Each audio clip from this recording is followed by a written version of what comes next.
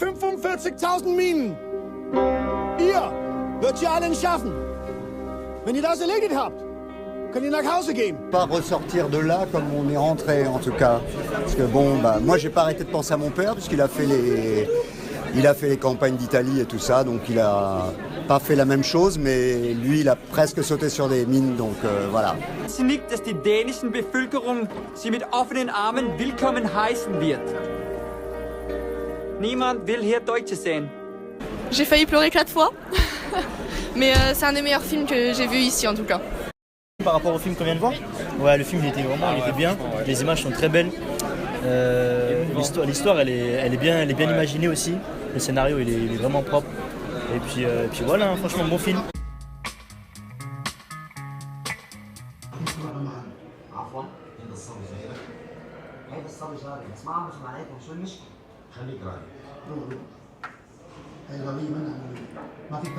Il y avait des belles images, c'était un univers qu'on connaît pas du tout, le Liban, du coup c'était relativement intéressant.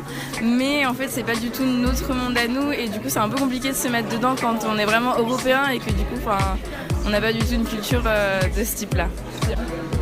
Mais je trouve que c'est super, c'était un bon film, j'ai bien aimé.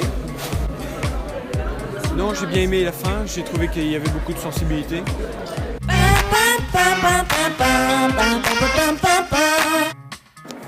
Alors ce soir on vient débriefer un film qu'on a vu ce matin, un film de Martin Zandvliet qui s'appelle Les Oubliés. Tout d'abord c'est un film assez différent de ce qu'on a vu jusqu'à présent sur le festival.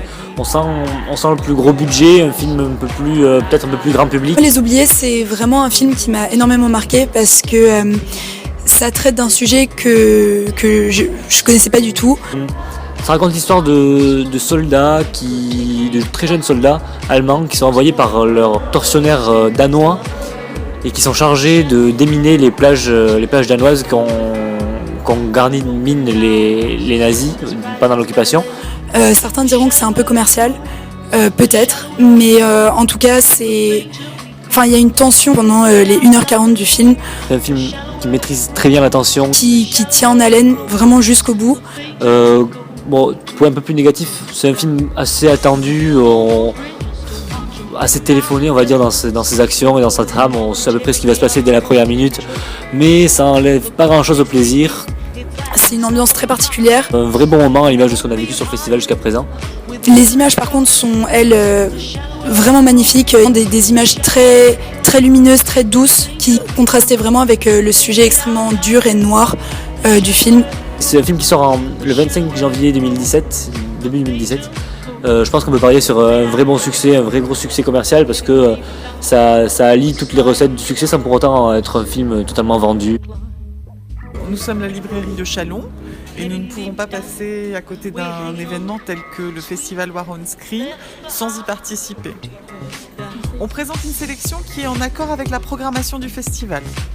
Donc vous avez des livres sur la Deuxième Guerre mondiale, sur la guerre en Asie, sur la guerre d'Algérie bien sûr. Et puis on a préparé la dédicace de Fabrice Le Henanf qui viendra dédicacer demain de 14h à 16h.